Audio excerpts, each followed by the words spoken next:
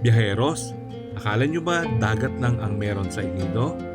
Dito sa Barangay Mabini, may mga lihim na tradisyon at lasa na ngayon nyo lang matutuklasan. Mula sa milagro ng palapak hanggang sa exotic food na ugdok. Tara, pasukin natin ang puso ng Pagampo Festival. Ano po, alam niyo ba yung kwento ni San Vicente Ferrer? Kwento niya. Siya po ay isa po siyang pare. Isa po siyang pare na na kaya po siya nagkaroon ng pakpak kasi po para siyang one call away ganon. Kapag tinawag po siya ng isang taong may sakit, pumupunta siya kaagad. Kaya po nagkaroon siya ng pakpak. Lakad po ako, isang taon at 7 buwan bago ko nakalakad.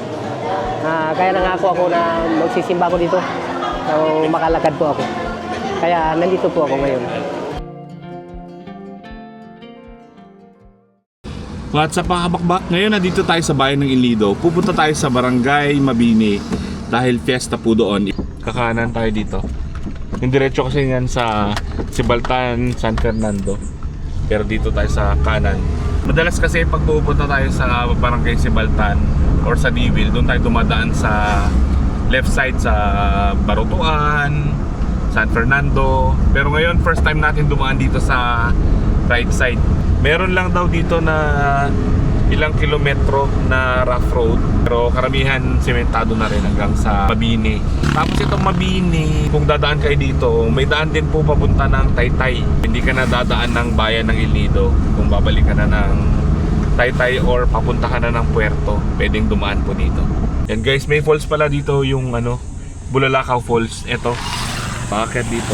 Yan guys, dito meron na namang falls, Taraw Falls and Cave Exploration sa Sitio Kalampay, Barangay Pasadena. Yan dito guys. So marami pa lang mga tourist attraction dito. May 2 falls na tayo nadaanan, may mga farm pa. Ito guys yung mga tourist destination na yun. Merong Palawan Eco Agri Park, Mangrove River Area, Dibil Valley, Ili Cave, Siwangwang Falls, Kabuanga Falls, Paru-Paru Beach, Bat Watching Area, tsaka Canovas Ruins. Ito guys, rough road, medyo mahaba-haba din. Sabi ng pinsan ko, nasa 4 kilometers din daw yung rough road. Pero kaya naman kung mataas yung sasakyan. Ito yung mga maliliit na sasakyan, kaya. Ito nga, dala natin, minivan lang. Lino Imlim, pangalan ko, Barangay Chairman ng Barangay Mabini, Iloilo, Palawan. Itong barangay na ito ay nabuo nung panahon pa ng Canovas Castilla. Sila po yung unang tao rito na nagdala ng mga sinakupan niya na kaya naging nabuo yung Barangay Uton sa una, pangalan. At saka nung uli na, naging Barangay Mabini na. My name is Victoriano Canovas, and my father was the youngest among the 9 na anak ni Enrique Canovas. So, dalawa sila magkapatid from what we know, from Spain, Spanya. Again, pumunta yung isa sa Batangas, isa dito sa Palawan. Ito na nga si Enrique Canovas. Dito po matatagpuan sa lugar ng Mabini yung Canovas Ruins. Ito po yung pinakaunang sawmill sa Palawan. Itinayo ng Canovas family noong April 3, 1923. Yung Canovas family, sila po yung mga unang Spanish families na naninirahan sa bayan ng Iloilo noong 19th century. Dito siya nakatayo sa tabi ng dagat kasi itong lugar na to nung araw, dito po inilalabas yung mga produkto at dito rin po nakakapasok yung mga produkto galing sa ibang lugar. Dito rin tinayo itong sawmill, yung tistisan ng troso. 1923 pa. Mga ruins na. Hindi lang natin ma-picture kung ano yung pinaka-itsura niya. Pero ito yung history dito sa lugar na to. Yan, pinakaunang sawmill sa Palawan. Ito. Yan. Hindi ko alam kung para saan ito, bakit ganito yung style. Ito may parang napakalaking rectangle na semento. Tapos napakatibay po nung pagkakagawa. Tsaka yung bakal, ito pa Yung mga original na bakal. Ito po ay pagmamayari ng Canovas family. Hanap po namin yung date na nakasulat sa bato. Patunay na ginawa ito noong 1923. Hindi namin makita. Sa mga nakakaalam, pa-comment naman din sa comment section. Hindi. Ano kayang purpose nitong dalawang bato na to? Itong malaking wall na to. Anong kinalaman niya sa kahoy, no? Sa mga lag? Dito ba siya dumadaan? Yan yung butas. Nakakatakot, baka may ahas. Namin makita yung marker, guys, ng ruins.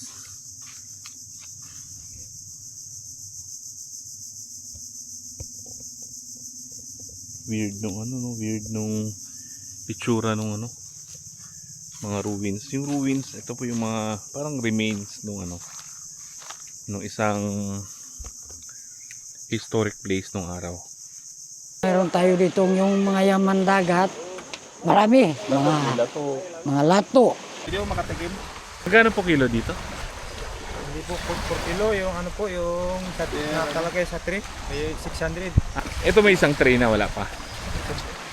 Puno na yan, Po? tray na yan, isang tray na yan. Asang tray na to? Tsura? Patikim daw po yun. Ito ay hindi cultured. Ito ay natural po. Natural po yan. Ganito lang itsura ng lato dito. Iba kasi malalaki, no? Meron po yung yung malalaki rin. Ah, meron din dito. Meron din po dyan. Meron din, guys.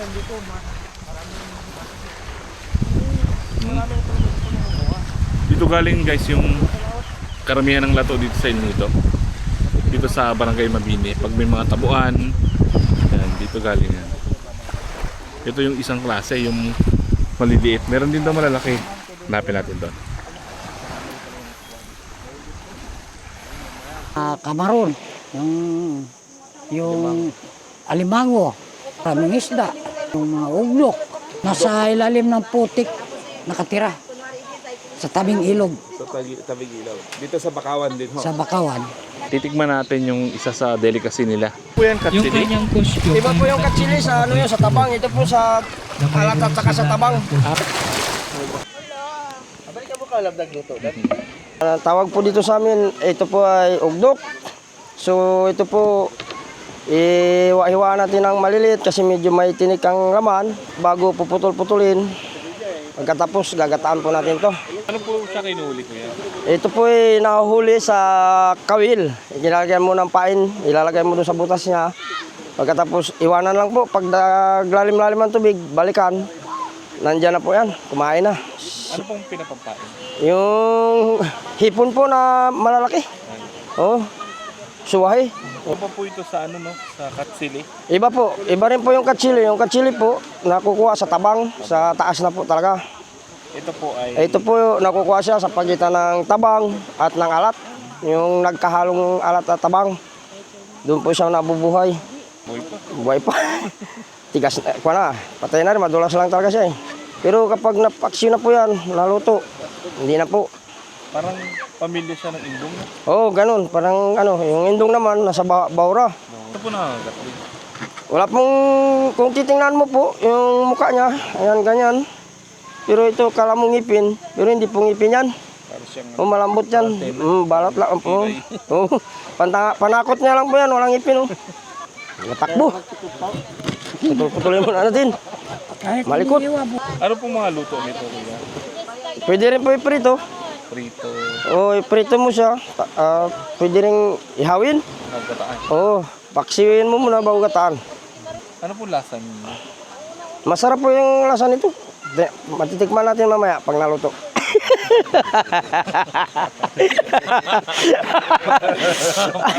Para hindi mo pa natikman sir. Malalaman. Surprise pala, sir. Abangan. Ito po pinapain din sa mga kitang, yung nagkakawil sa laot. Yung malalaking isda. Yun.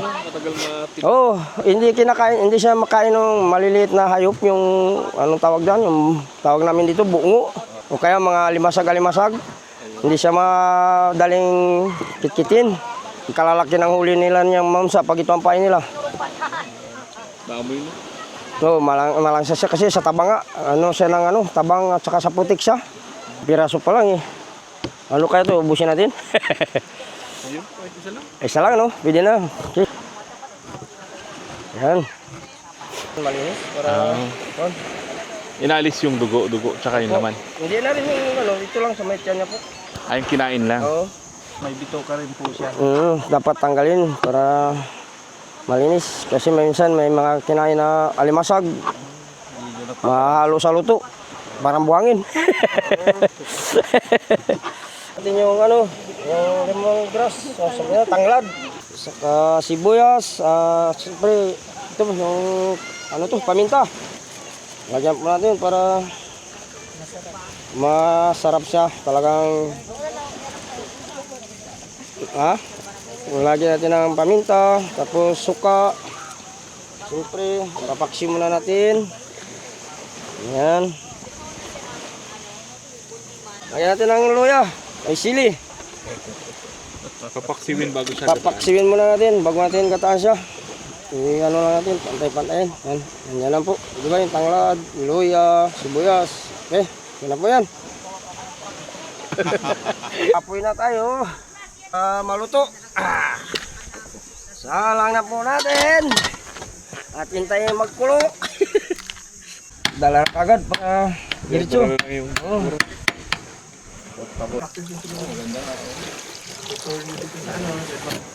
Gawa na sa apoy. Naggawa na sa apoy. Meron. A few moments later. Yan na po yung ginata na ugdo kayo na. Naluto na. Nakain na po natin. Titikman. Masarap po ang lasa niya. Malianam-nam na po yung lasa niya.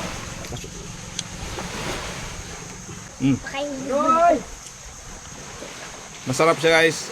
Natikman ko yung ibang mga eel na kauri dito. Pero ito kasi ay ang lasa niya hindi mo masasabi na mataba. Hindi mo rin masasabi na ano sa bibig natin. So yan guys, titikman na natin yung adobo sa gata na ugdok. Dito magtigil-tigil yung uwi ay. Sir, ako magbibigay ko. Lagay pa kaya ito lahat. Ngayit. Balik lang ako dito mamaya. Mag-uwi muna ako. Aba, Baka makapractice kami ay. sarap. Masayaw kami mamaya. Mayang gabi. Mataba-taba yung Tagal mag-iwas. Alas 4 na mga alas 4. Medyo matinik lang, no? Matinik po yan siya. Kaya nga po yung hiwa natin. Hindi naman po makakatinig yan. Kahit kainin mo yan. Ako po si Marina Oltra po, bausi po ng Barangay Mabini at ngayon ako rin po yung pinagkatiwalaan ni Sir Arvin sa tourism po na maging event organizer po ng pag-ampo na ito.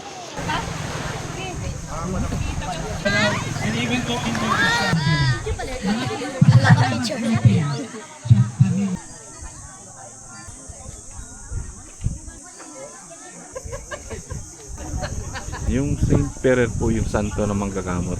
Kung makita nyo meron siyang pakpak kasi pininiwalaan siya na lumilipat. Mabilis siya nakakapunta sa mga lugar kung saan kailangan niyang magpagaling ng mga may sakit. So guys, yung setup namin, dala ni Kuya Rod yung kanyang ADB 160, punong-puno, grabe. Puno. Tapos dala naman natin si Bakbak. Eto. Puno rin. So dito kami po pwesto. Ito yung kubo. Dito kami may ilaw. Dito kami po pwesto. May CR sa likod. Pero walang tubig. So ito yung beach front niya guys. Ito kanina malalim yung tubig. Abot siya dito. So ngayon low tide na. Mahaba yung kati. Sa lugar na to dito banda ito lang po yung merong beach, kaya pag may mga event tulad ng San Juan, dinadayo po itong lugar na to. So yun din yung plano nila Kapitan ng Mabini na i-promote at i-develop itong beach nila para maging campsite. Kaya may mga cottage na naka-install, may mga solar street lights, CR, tsaka tubig. Yan. Tapos ang ganda ng view niya guys, ito yung Amorgue. Dito may mga lato, dito may mga crabs. So ngayon mag-ano muna tayo, igib tayo ng tubig dun sa gripo, tapos hugasan natin itong kaldero para makapagkape. Hindi natin natanong kung pwedeng inumin yung dito sa gripo, pero meron namang tubig na binigay sa amin. Ang ganda ng view, no? Maraming mga produkto dito sa Barangay Mabini, mga seafoods. Yan, ito guys yung gripo. Hugas muna tayo.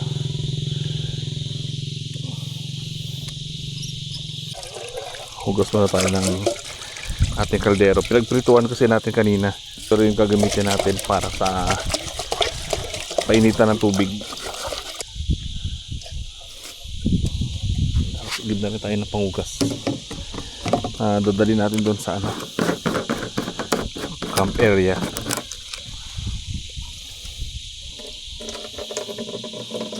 Sama natin si Saba sa banana. Yan yung mabait kong anak.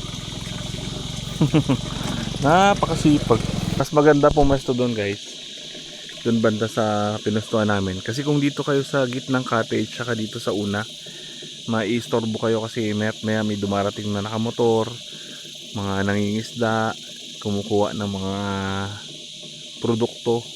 So madidisturbo kayo. Kung gusto nyo na medyo tahimik-tahimik, dun banda sa dun banda sa gilid. So ang ganda niyan guys, ang ganda ng view, no? Ito yung view ng beach ng Mabini. Ito yung Amorigi. Nag-igib lang ako ng para sa panghugas namin. Sige, bilisan mo.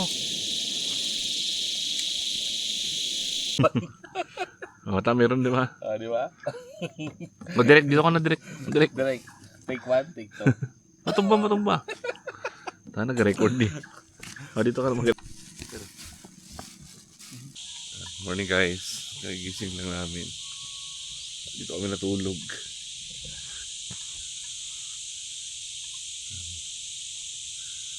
Lamig.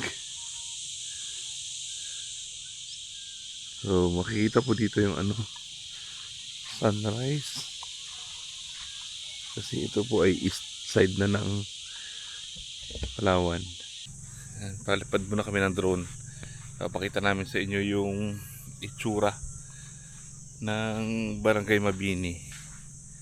Ganda ng sunrise dito, kitang kita. Kanina palutang pa lang siya kasi nandun siya sa hindi siya umabot dun sa bundok, dun sa may dagat talaga, kaya kita mo kulay orange na umaangat.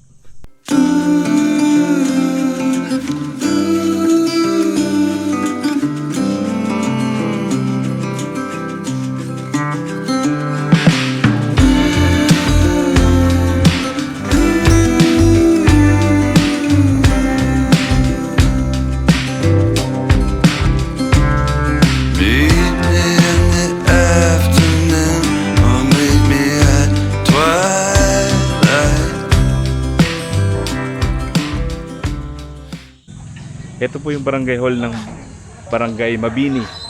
Ito yung kanilang covered gym na walang cover. Ayan. Ngayon po ang event nila sa fiesta ay Farmers Day. Kaya may makita kayong mga booth doon sa labas na may mga agri-products, mga gulay, prutas. So ito po yung mga kalahok sa float parade nila sa Farmers Day. Mga iba't ibang gulay. Ayan. May mga shells, gulay, prutas. Mama, anong purok po ito? Pinagpala po. Pinagpala. Ang dami. Pinagpala talaga. Ang daming paninda. Itong booth ng pinagpala, may livestock din. May baboy dito sa kanilang booth. May manok. May mga seedlings. Galing, no? Mga hinog pa na kamatis. Pero may livestock dito sa likod. Manok tsaka baboy. May crab. Ayun, may crab talaga. Anong purok po ito? Mabuhay po. Mabuhay. So ito yung purok mabuhay. More on pangisda. Parang totoo ho to ah. Totoo po yan. Ay, totoo. May rumpi. May alimango pa. Live yan. Barakuda. Buhay pa. May puyo pa. Di pa po. Yung bubo, no? Bubo. So ito po yung ginagamit panghuli ng alimango. Itong bubo. So meron siyang pasukan. Pag nakapasok siya dyan sa loob, di na makakalabas. Naglalagay lang ng pain sa loob. Tapos papasukin siya ng crab. Na iniwan to sa bakawan, sa putikan, sa dagat. Isa sa mga nakukuha dito sa Barangay Mabini, yung alimango. Ano yun pala? So ito po yung sitio Maringi yan. Yan, mga crab shells din ang meron. May manla.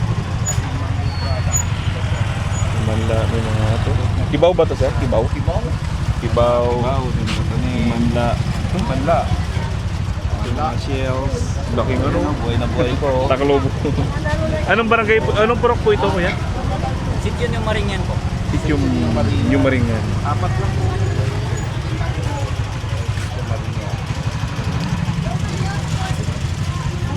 Nakagawa pa lang eh. Oo. Bagong gawa. Buhay pa yung mga shells dito. May crabs din. Ito yung manla. Dito po tayo sa San Vicente Ferrer Chapel sa Barangay Mabini, El Nido, Palawan. Natapos lang po ng kanilang prosesyon na umikot po dito sa kanilang barangay. Tapos ngayon gaganapin po yung kanilang misa. Then pagkatapos po niyan gaganapin yung isang tradisyon ng paggagamot na tinatawag po nilang palapak. San Vicente Ferrer, San Vicente Ferrer, ipanalangin, ipanalangin ko kami sa Diyos. Yung kanilang santo po ay si San Vicente Ferrer. Alam niyo ba yung kwento ni San Vicente Ferrer? Kwento niya. Siya po ay isa po siyang pari.